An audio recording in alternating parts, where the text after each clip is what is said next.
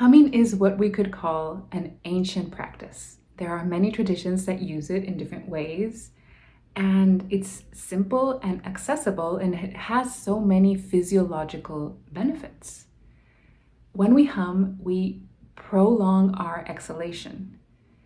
That lets the body deepen the respiration. That means that we exit the shallow kind of breathing that can happen up at the chest, and we dive deeper into our system, engage the diaphragm, and that allows our lungs to expand even more in their capacity, and our breathing, of course, becomes fuller and richer. Also, because of the vibration that we produce when we hum, we stimulate the paranasal sinuses. Those produce nitric oxide, which allows our blood vessels to dilate, and that enhances our blood circulation and the oxygen transfer. So this would explain why it can feel so deeply relaxing to hum on a circulatory level. And of course, humming stimulates the vagus nerve, which we have talked about in previous videos. In fact, I have a vagus nerve aliveness practice that you can check out. I'll link it in the description box. And that vagus nerve stimulation serves to regulate our entire nervous system, bring us into a rest and digest response. So that's quite an impressive list of benefits for a simple practice that we can all do pretty much at any time.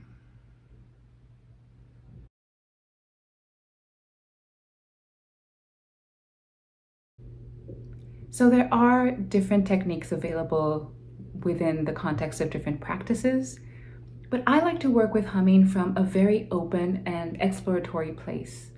The reason being that sometimes when we're not deeply steeped into the whole context of a practice, it can become a little bit of a conceptual exercise where we're trying to follow certain steps or positions, and that takes us out of the sensation and immediate communication with our body, which is what I like to work with my students and clients with. So you can imagine humming taking a shape in your mouth, whatever shape feels good. For me, it's very natural to think of a sphere so that that M has a bit of a round sound and it's not flat, which can be a little less pleasant and perhaps even create less vibration.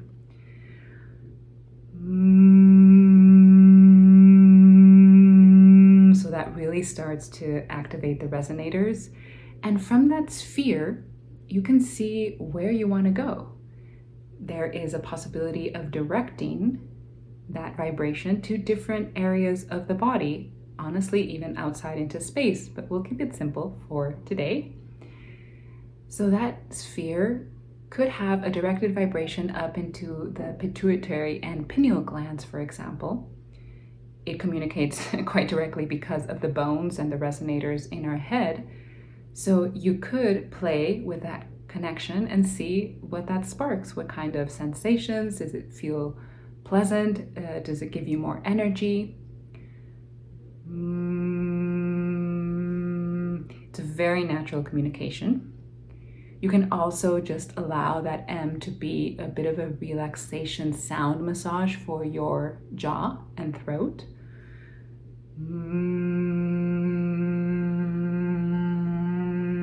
You can play with moving it around, sort of a mouthwash humming. You can also go down and direct it into your heart. This is really sweet because with a hand on the heart, you will be able to feel the vibrations as well as you're making them so internally and externally. There's something very comforting about this one. And it's a little trickier, but you can also direct a sound lower into the body, perhaps the pelvis and abdomen.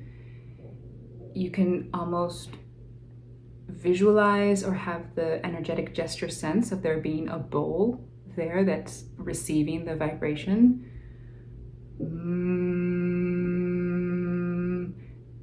And explore, see what sparks, what activates there, How does that feel? Does your body like it? So really getting to know what that language is for you between humming and your body. And if you need any kind of warm-up or want to explore this a little bit more deeply or with more support, I do have 4 free voice magic warm-ups available. You can sign up to my newsletter and get instant access to those. They're designed to support in this practice of connecting to our body as a musical instrument. So I will put that link in the description box for you if that can be of use.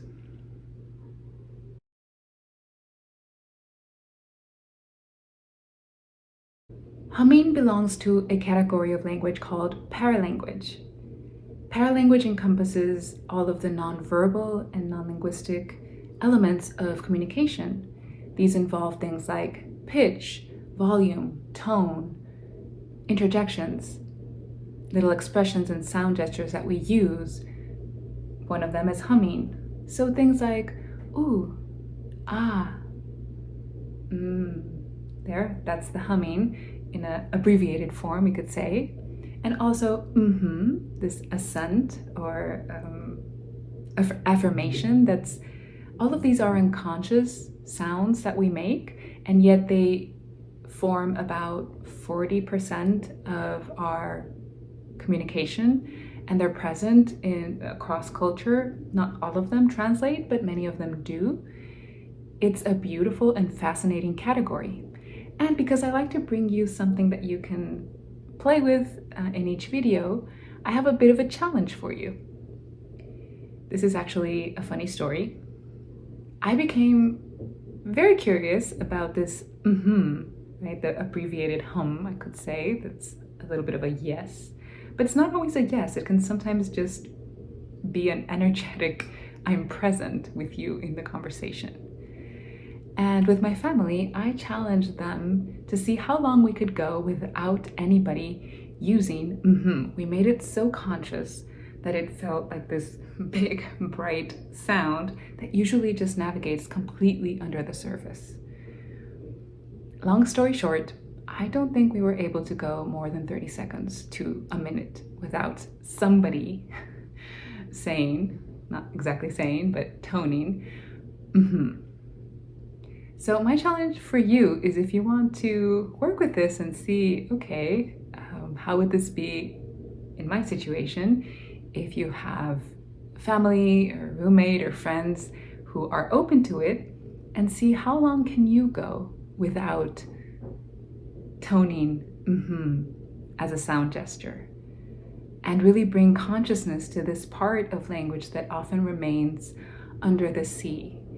One of the reasons we'd want to do this is just to really start to appreciate how much sound goes unnoticed in our everyday life. And it's one of the things that we get to work with and explore in something like voice magic. Okay, well, you can always leave a comment with how your challenge results went. And if you enjoy this video and you want more content, then please like and subscribe, and I will be here sharing more very soon.